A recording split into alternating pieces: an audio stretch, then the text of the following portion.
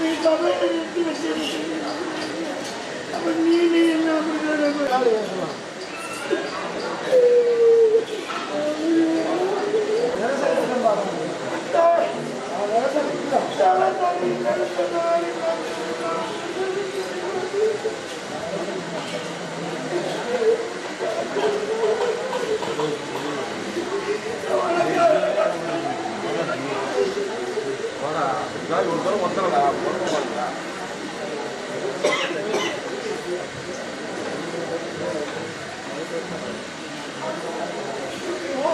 என்ன முடிவு எடுக்கிறேன்? நூறு அடிச்சுன்னா நான் என்ன முடிவு எடுக்கிறேன்?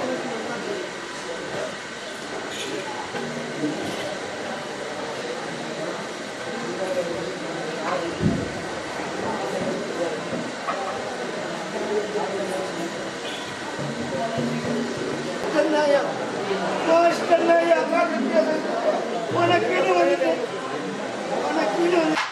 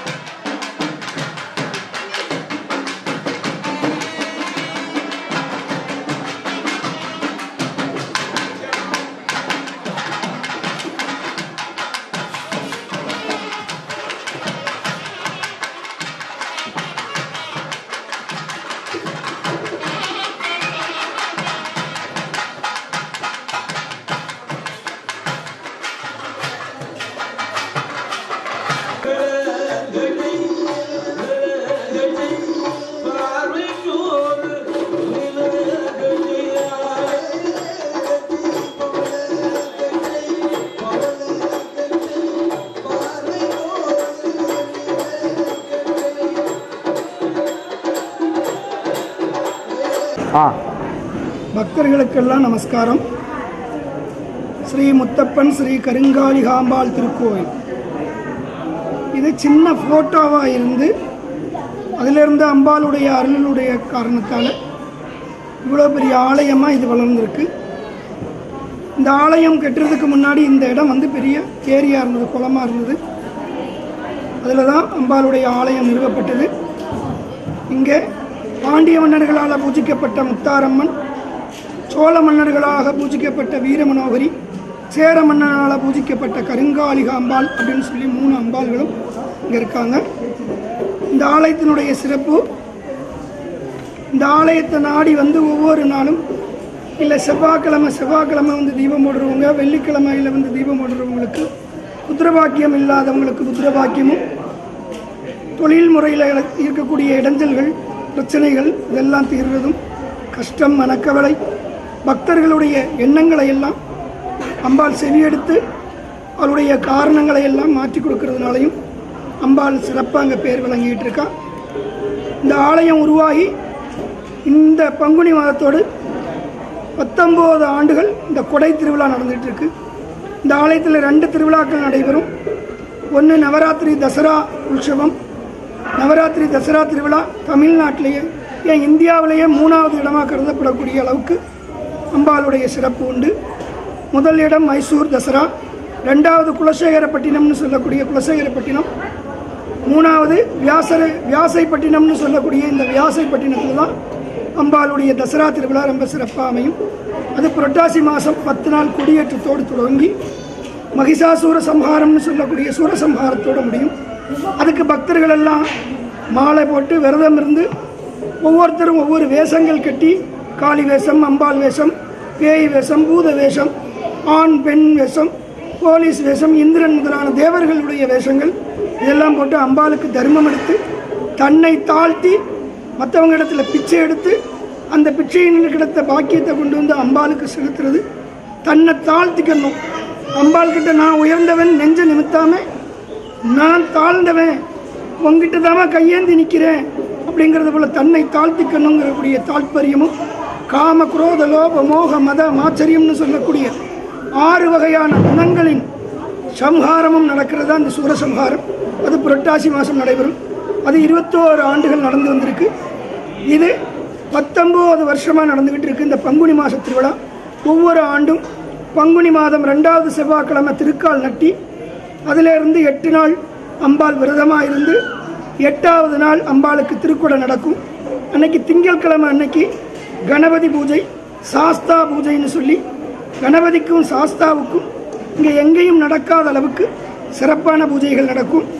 அது மாதிரி சாயங்காலம் சிவன் விஷ்ணு சேர்ந்த முத்தப்பன் அப்படின்னு சொல்லக்கூடிய தெய்வத்துக்கு பெருமாளும் விஷ்ணுவும் சேர்ந்த ரூபம் சங்கரநாராயணராக பாவித்து அவருக்கு சிவனுக்கு படைப்புகளும் அலங்காரங்களும் பூஜைகளும் வெகு விமர்சையாக நடைபெறும். செவ்வாய்க்கிழமை அன்னைக்கு அம்பாளுக்கு 1008 இளநீ, 108 பால்குடம், 108 சங்காபிஷேகம், அபிஷேக தீர்த்தங்கள்னு சொல்லக்கூடிய ஒரு 5 மணி நேரம் அபிஷேகம் நடக்கும் அம்பாளுக்கு. அன்னைக்கு ஒரு நாள் மட்டும்தான் அம்பாளுக்கு எல்லா வகையான அபிஷேகங்களும் செய்வோம். அடுத்த மற்ற நாளைகளில் பாலும் தண்ணி எண்ணெய் 3 மட்டும்தான் அபிஷேகம் செய்வோம். வேறு எந்த அபிஷேகமும் அம்பாளுக்கு செய்ய மாட்டோம். அது ஒரு சிறப்பு. வருஷத்தில் ஒரு நாள் மட்டும்தான் அம்பாளுக்கு அநேகமான அபிஷேகங்கள் செய்து ஆரவாரத்தோடு அம்பாளை குளிர்ச்சிப்படுத்துவோம்.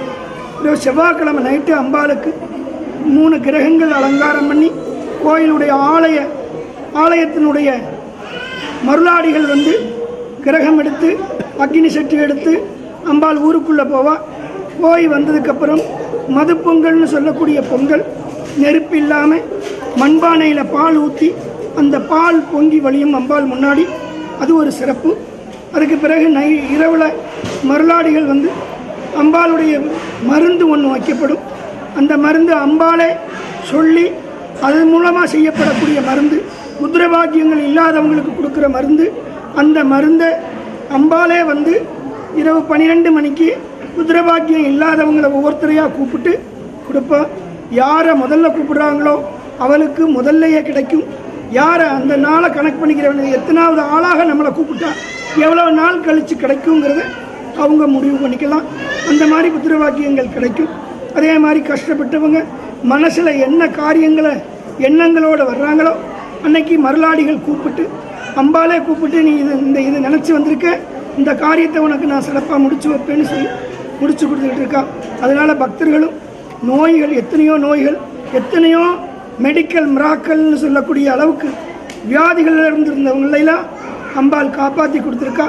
அதனால் இந்த 19 வருஷமாக ஆண்டுக்கு ஆண்டு அவளுடைய ஆலயத்துக்கு வரக்கூடிய பக்தர்களுடைய வருகைகள் கூடிக்கிட்டே போய்கிட்டு இருக்கு. அவளுக்கு வேண்டிய காரியங்களும் அவளுக்கு நடக்கிற படையல்னு சொல்லக்கூடிய படையலும் இந்த தமிழ்நாட்டிலேயே எங்கேயும் செய்யாத அளவுக்கு அம்பாளுக்கு செய்யப்படும். அந்த விசேஷம் செவ்வாய்க்கிழமை நடக்கும். புதன்கிழமை அன்னைக்கு ஆலயத்தினுடைய காவல் அதிகாரிகளாக இருக்கக்கூடியவங்க சுடலமாட சுவாமி, கட்டவராய சுவாமி, முண்ட சுவாமி, சத்ராதி முண்டன், அதே மாதிரி கொம்பமாட சுவாமி, முனீஸ்வரர், நாகயக்ஷினி, சங்கிலி பூதத்தார், நாகாத்தம்மன் சொல்லக்கூடிய தெய்வங்களுக்கு எல்லா சிறப்பான பூஜைகள் நடக்கும். அலங்காரமும் அதை அலங்காரம் செய்து சுவாமிக்கு பூஜை நடக்கும். அன்னைக்கும் சுவாமி மருளாடி எல்லா விதமான பக்தர்களுக்கும் ஒவ்வொருத்தரையும் கூப்பிட்டு அவங்களுடைய மனக்குறைகளை சுவாமி சொல்லி சந்தோஷப்படுத்துவார். அதே மாதிரி அவருக்கும் வருடத்துக்கு வருடம் அவருடைய பக்தர்களும் அவருக்கு செய்யக்கூடியவங்களும் அநேக ஆயிரம் பேர்கள் வந்துக்கிட்டு இருக்காங்க. இந்த ஆலயத்தினுடைய பங்குனி மாதத்தினுடைய சிறப்பு.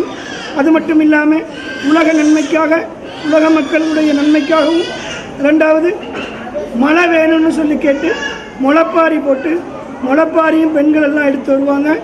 முளைப்பாரி எடுக்கிறது, மஞ்சப்பட்டி எடுக்கிறது, இது தென்னாட்டினுடைய முறைப்படி, தெற்கு கன்னியாகுமரி மாவட்டத்தினுடைய முறைப்படி மகுடம், வில்லு, ஜண்டா மேளம், தாரத்தப்பட்ட நையாண்டி மேளம் அப்படின்னு எல்லா சிறப்புகளான வாத்தியங்களும், எல்லா வகையான பலவர்க்கங்களும், எல்லா வகையான பிரசாதங்களும் சுவாமிக்கும் அம்பாளுக்கும் படைக்கப்படும்.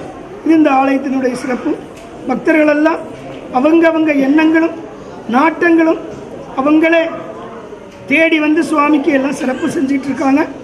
யாரையும் தேடி போய் பத்திரிக்கை கொடுக்குறதோ விளம்பரம் பண்ணுறதோ என்பதில் வரிக்காரங்கள்லாம் இருக்காங்க.